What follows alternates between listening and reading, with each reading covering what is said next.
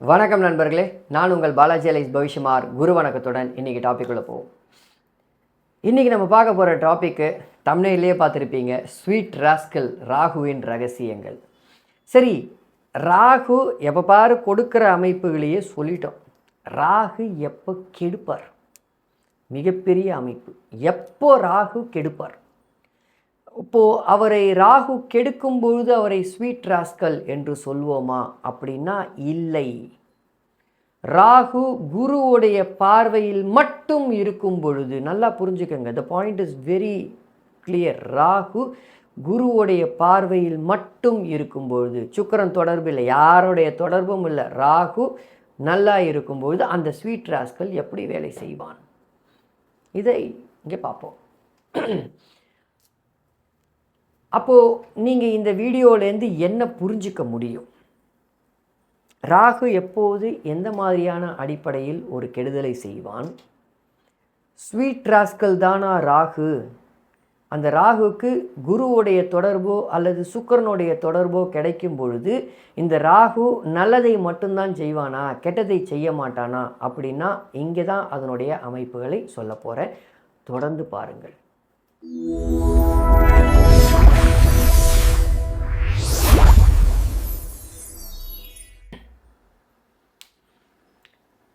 ஒரு துலா லக்ன ஜாதகம், இது துலா லக்ன ஜாதகம். ராகு 9ஆம் இடத்தில், ராகு 9ஆம் இடத்தில், இந்த துலாம் லக்னத்திற்கு 5ஆம் இடத்திலிருந்து குருவுடைய பார்வையில் இந்த ராகு இருக்குது. இவ்வளோதான் விஷயம். இது நீங்கள் இப்படி போட்டுக்கிட்டாலும் பரவாயில்ல, இல்லை லக்னத்திலேருந்து குரு பார்க்குறாருன்னு போட்டுக்கிட்டாலும் பரவாயில்ல, what ever it is okay. ஏன்னா இங்கே ராகு 5ஆம் வீட்டில், ராகு குருவுடைய பார்வையே இல்லாமல் இருக்கிற ஜாதகமும் என்கிட்ட இருக்குது. இந்த ராகு தசை, இவர் சுயச்சாரத்தில், இந்த ராகு குருவுடைய பார்வையில் சுயச்சாரத்தில் இருக்கும்பொழுது இந்த ராகு பெரும்பாலும் நம்ம என்ன சொல்வோம்? இந்த ராகு 6ஆம் அதிபதியின் பார்வையில்னு சொல்லுவோமா? சொல்லக்கூடிய அமைப்புகள் 9ஆம் வீட்டில் அந்த ராகு புதனை போல் செயல்பட வேண்டும், இது அமைப்பு. அப்போ 9ஆம் வீட்டில் புதனை போல் செயல்படக்கூடிய இந்த ராகு இந்த குருவுடைய பார்வை வாங்கும்போது இந்த இடத்தில் ராகுக்கு ஒரு சுபத்தன்மை பெறுகிறது அப்படின்னு எடுத்து மறைமுகமாக தனத்தை கொடுக்கும், இதை பண்ணும் அதை பண்ணும் அப்படின்னு சொன்னீங்கன்னா பலனெல்லாம் தவறும். இதான் அமைப்பு. இதுதான் அந்த ஸ்வீட் ராஸ்கல். அப்போ இந்த ராகு என்ன பண்ணுவான்? 2ஆம் வீட்டுக்கு அஷ்டமத்தில் அமர்ந்திருக்கக்கூடிய ராகு குடும்பத்தை கெடுப்பான். ஃபஸ்ட்டு குடும்பத்தை கெடுப்பான். இங்கே நீங்கள் அப்பாவை கெடுப்பார் அப்படின்னு நினச்சிங்கன்னா பலன் தவறி போகும். 2க்கு அஷ்டமத்தில் அமர்ந்திருக்கக்கூடிய ராகு குடும்பத்தை கெடுப்பான். அதன் பிறகு அடிவயிறு அல்லது மர்ம உறுப்பு சம்பந்தமான ஒரு சில மர்ம உறுப்பு இல்லை ஆசனவாய் சம்பந்தமான ஒரு சில பிரச்சனைகளை இந்த ஸ்வீட் ராஸ்கல் இழுத்து விட்டுருவான். என்ன, காலபுருஷனுக்கு 8ஆம் வீடுன்ற அடிப்படையில் இழுத்து விட்டுருவான்.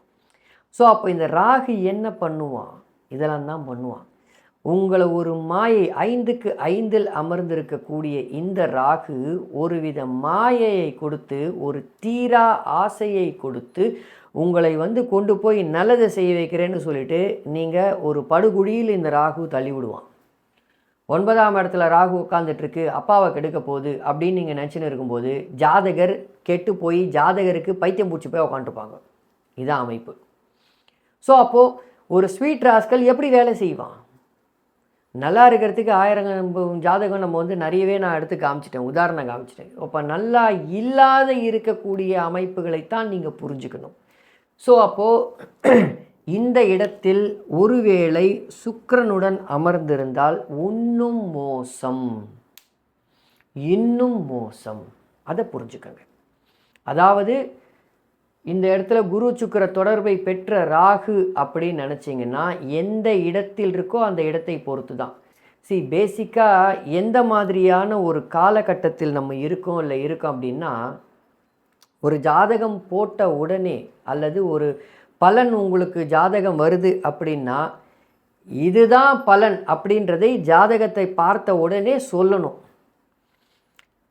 ஜாதகருக்கு வந்து இல்லை சார் இது இந்த மாதிரி நடந்தது அப்படின்னு மாற்றி சொல்லும்பொழுது ஆமாம் இப்போ அவர் 6ஆம் அதிபதி மற்றும் 8ஆம் அதிபதியுடைய தொடர்பை பெற்றிருக்கு அப்படின்னு ஒரு ஜோதிடர் தன்னை தானே மாற்றிக்கொள்ளக்கூடாது. அப்படி மாற்றிக்கிட்டார் அப்படின்னா முதல்ல சொன்ன பலன் தவறுன்னு அர்த்தம். அதை முதல்ல புரிஞ்சுக்கோங்க.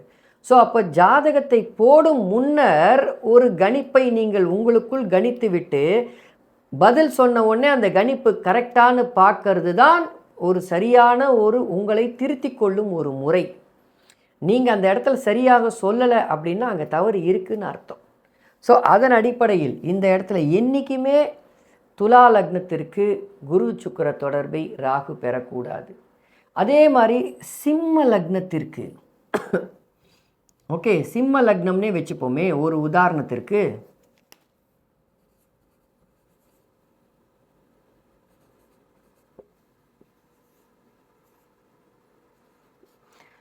ராகு தசை போட்டு ஒரு வழி பண்ணி எடுத்துரும். இந்த மாதிரி குரு சுக்கிர தொடர்பை பெற்று இருக்கு ராகு அப்படின்னு எடுத்திங்கன்னா ஒரு வழி பண்ணி எடுத்துரும். ஏன் ராகு 8ல் அமர்ந்ததுனாலவா? நல்லா யோசிச்சு பாருங்கள். ராகு 8ல் அமர்ந்திருக்கு அப்படின்னு நீங்கள் பலன் எடுத்தீங்கன்னா தவறு.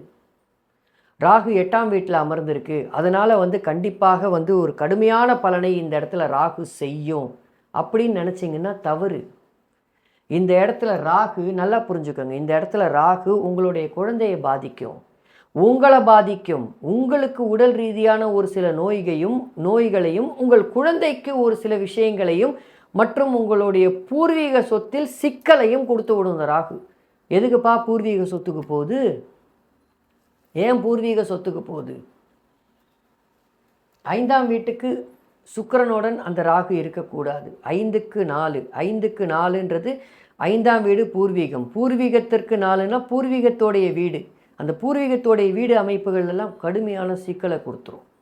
இந்த மாதிரி சிக்கலை கொடுத்ததுன்னா அதுலேருந்து மீண்டு வரவே முடியாது, பெருத்த கடனை இழுத்து விட்டுரும்.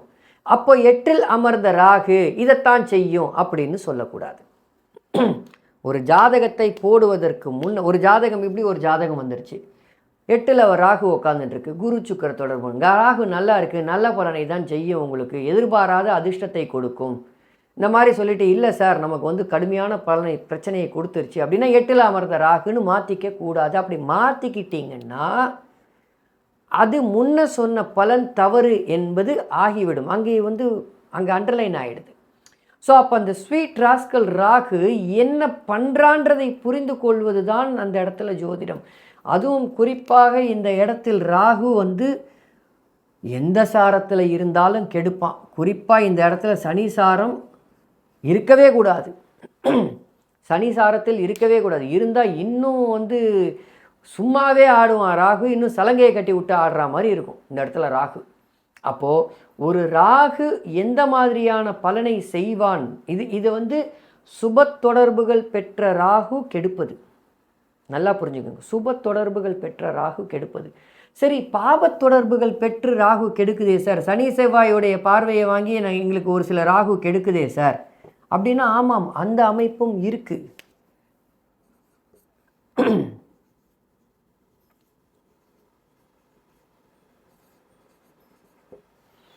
இந்த ராகு கெடுக்கும். ஏன் கெடுக்கும்? அந்த வீட்டுக்கு நல்லா புரிஞ்சுக்கோங்க, லக்னத்திற்கு 4ல் அமர்ந்த ராகு 4ஆம் வீட்டுக்கே 6-8 தொடர்பை பெற்றிருக்கு. உதாரணத்திற்கு இந்த இடத்துல சுக்கிரன் இருந்ததுன்னா ஒன்றும் காலில் சலங்கையை கட்டி விட்டா மாதிரி கெடுக்கும். ரோட்டில் இழுத்து விடாத போகாது உங்களுக்கு பிரச்சனையை. மீன லக்னத்திற்கு அஷ்டமாதிபதியுடைய தொடர்பு மற்றும் 12ஆம் அதிபதியுடைய ராகு நின்ற வீட்டுக்கு 12ஆம் அதிபதியுடைய தொடர்பு மற்றும் 6-8 அதிபதி தொடர்பு, 6-8 12 தொடர்பு ராகு போட்டு ஒரு வழி செஞ்சிடும். இந்த இடத்தில்தான் சனி செவ்வாயுடைய பார்வை தீமையாக வேலை செய்யும். ஏன்னா ஆதிபத்தியங்களை பொறுத்து.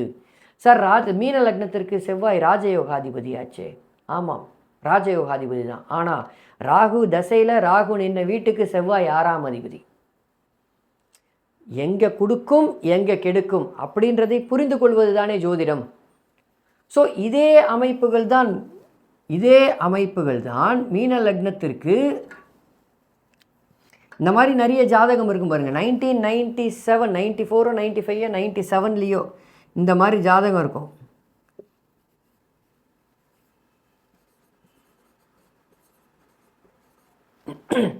பெரும்பாலும் இவங்களுக்கெல்லாம் கல்யாணம் பயங்கர தடையாக இருக்கும். இந்த இடத்துல குரு, சில பேருக்கு குரு பார்ப்பார், சில பேருக்கு குரு இங்கே வந்துடுவார்.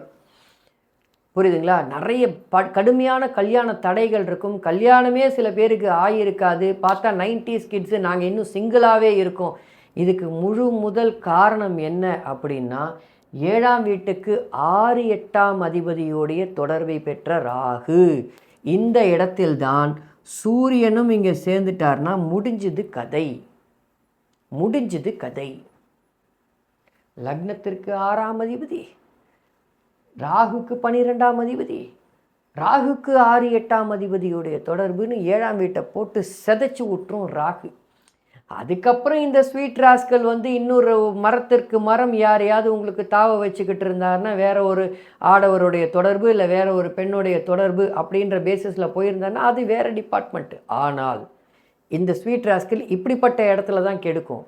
அப்போது ராகுன்றவர் சுப தொடர்பு இருந்தாலும் கெடுக்கும், பாபத்தொடர்பு இருந்தாலும் கெடுக்கும் அப்படின்ற ரகசியம் இங்கே ஒளிஞ்சிருக்கு. எப்போ சுப தொடர்பு இருந்தால் கெடுக்கும், எப்போ பாபத்தொடர்பு இருந்தால் கெடுக்கும் அப்படின்றதுக்கு ஒரு சில உதாரணங்களை போட்டு காமிச்சிருக்கேன். ஏன் இந்த 90s கிட்ஸுக்கு கல்யாணம் ஆகிறதுல இவ்வளோ பெரிய பிரச்சனை இருக்குன்னா அதுதான் காரணம். அதே மாதிரி தான் இந்த இடத்துல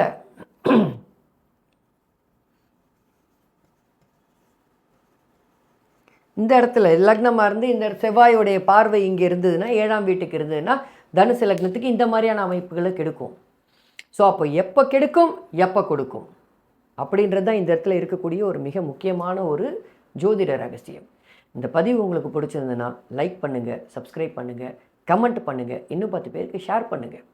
நீங்கள் போடுற ஒவ்வொரு லைக்கும் என்னை அடுத்த ஒரு நல்ல கண்டென்ட் கொடுப்பதற்கு ஒரு தூண்டுதலாக இருக்கும். It's a matter of 1 like. So please hit the button. Okay. So இந்த மாதிரியான 6 8 12 மாரக தொடர்புகளை ராகு பெறும் பொழுது காலில் சலங்கையை கட்டிக்கிட்டு ஆடுவோம். இது மட்டும்தானா? அப்படிலாம் ஒன்றும் இல்லை சார். சில சமயத்தில்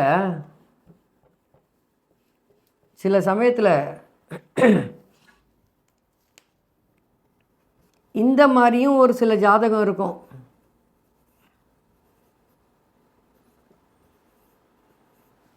இந்த மாதிரியும் ஒரு சில ஜாதகம் இருக்கும். அதாவது ராகு, சுக்கிரன், குரு இதுவும் ஒரு காலகட்டம் கிட்டத்தட்ட 92ஓ 93ஓ இல்லை 94ஓ அந்த காலகட்டம்னு நினைக்கிறேன். ஐ வேக்லி ரிமெம்பர், எனக்கு கரெக்டாக தெரில. இந்த மாதிரி இருக்கிறவங்களுக்கும் நின்ன வீட்டுக்கு 6 8 12 மற்றும் 6 8ன்ற அமைப்பு மற்றும் லக்னத்திற்கு 6 8 இன்னும் புதன் சேர்ந்ததுன்னா இன்னும் யோகம் ஒன்றும் சொல்கிறதுக்கு இல்லை. போட்டு ஒரு வழி பண்ணி விட்டுரும் ராகு. ஸோ இந்த மாதிரியான தொடர்புகளை பெறும்பொழுது தான் ராகுவை நீங்கள் கணிப்பது மிக மிக கடினம். சுப தொடர்பில் ராகு இருக்குது அப்படின்னு உங்களால் எடுக்க முடியாது. சரிங்களா? தொடர்ந்து ஃபாலோ பண்ணுங்கள். அடுத்த பதிவில் பார்ப்போம். நன்றி நண்பர்களே.